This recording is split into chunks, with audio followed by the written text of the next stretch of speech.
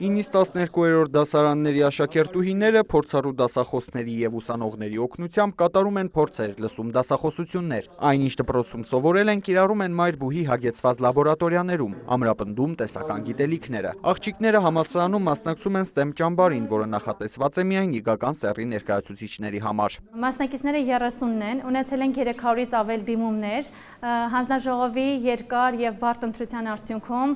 մասնակիցների հաջողվել է 30 մասնակիցների անցնել այս փուլը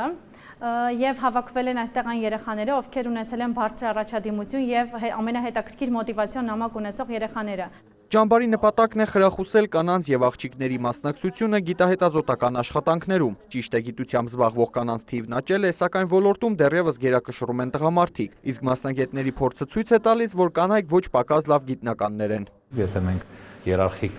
մակարդակում դիտարկենք, այդտեղ կտեսնենք, որ ակնհայտորեն ունենք խնդիրներ եւ բացեր, եւ նման միջոցառումները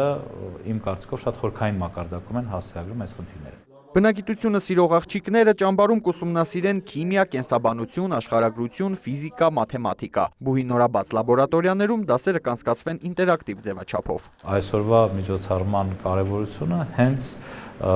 հետաքրքիր բովանդակություն ներկայացնելն է եւ նաեւ ցույց տալն է այն հնարավորությունների ամբողջությունը, հնարավորությունների շրջանակը, որը եւ այն պետական համալսարանը կարող է առաջարկել